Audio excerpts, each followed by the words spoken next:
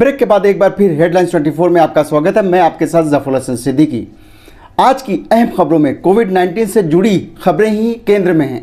जैसा कि आप सभी जानते हैं कि देश में कोरोना की सेकेंड वेव आ चुकी है और ये पहले से ज़्यादा खतरनाक है। अगर हम जल्द ना संभले तो संभलने का वक्त निकल जाएगा।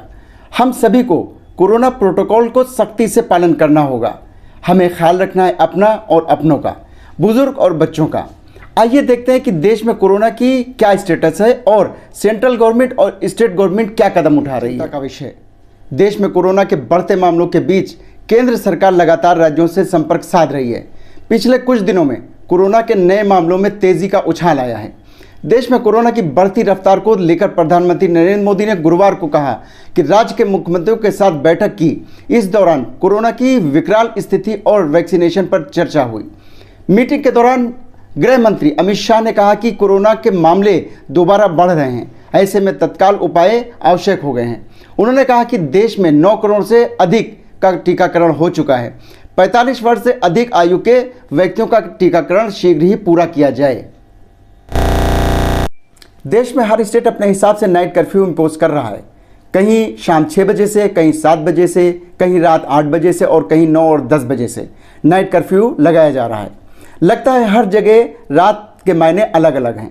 कोई कहता है कि हमारे स्टेट में इलेक्शन हो रहे हैं, कोरोना नहीं आएगा। शायद इसी को कहते हैं अपनी अपनी डफली, अपना अपना राग। कोरोना की दूसरी लहर ने यूपी के हालात बिगाड़ दिए हैं। उत्तर प्रदेश में पिछले 24 घंटों के दौरान कोविड-19 इन्फेक्टेड 40 और लोगों की मौत हो गई है तथा 6023 नए मरीज सामने आए हैं। पिछले 24 घंटों के दौरान राज्य में कोविड-19 संक्रमित 40 और लोगों की मौत के साथ राज्य में इस वायरस से मरने वालों की संख्या बढ़कर 8,964 हो गई है, जिसमें सबसे ऊपर लखनऊ है।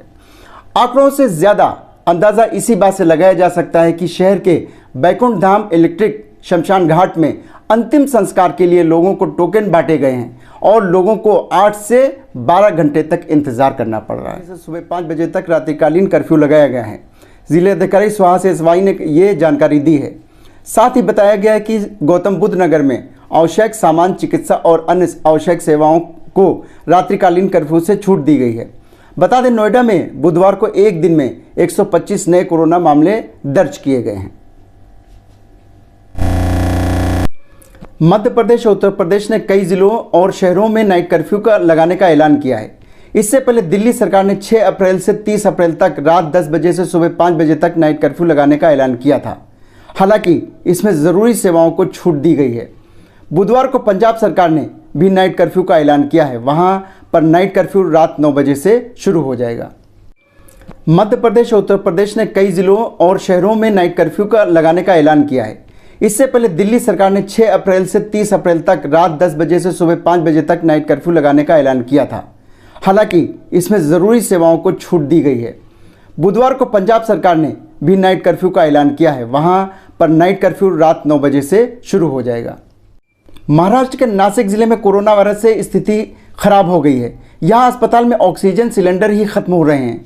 हालात ऐसे हैं कि वेंटिलेटर पर मरीजों के लिए भी ऑक्सीजन की व्यवस्था नहीं हो पा रही है और बस अगले कुछ घंटों के लिए ऑक्सीजन बचा हुआ है। निजी अस्पताल में भर्ती मरीजों के परिजनों को बुलाकर दूसरे जगह शिफ्ट करने की मांग अस्पताल प्रशासन की ओर से की जा रही है, लेकिन कहीं भी ऑक्सीजन नहीं मिल रही है। नासिक के सुविचार अस्पताल में 6 मरीज वेंटिलेटर पर हैं, जिसके लिए केवल आज शाम तक ऑक्सीजन स्टॉक मौजूद है। परिवार को नहीं पता कि क्या किया जाना चाहिए। अस्पताल परिजनों से मरीज को कहीं और ले जाने को कहा जा रहा है।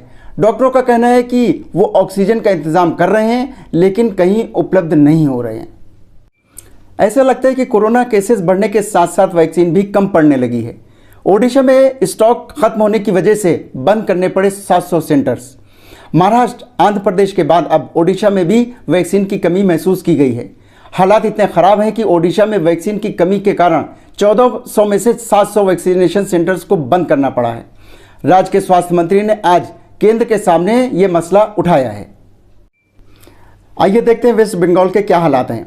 नेताओं को कोरोना की परवाह नहीं तो हम क्या कर सकते हैं, डॉक्टरों ने लिखा खत चुनाव आयोग को। कोरोना क्या है? कोरोना कहीं नहीं है। कोरोना खत्म हो चुका है। पश्चिम बंगाल में होने वाली चुनावी रैलियों में हिस्सा लेने आए बिना मास्क पहने किसी भी व्यक्ति से अगर इसकी वजह पूछे तो उसका जवाब कमोबेश कुछ इन्हीं शब्दों में मिलता है। राज्य के एक वरिष्ठ नेता तो नाम नहीं बताने की शर्त पर कहते हैं, अभी हमारे सामने दूसरी लड़ाई है, कोरोना के साथ 2 मई के बाद लड़ लेंगे।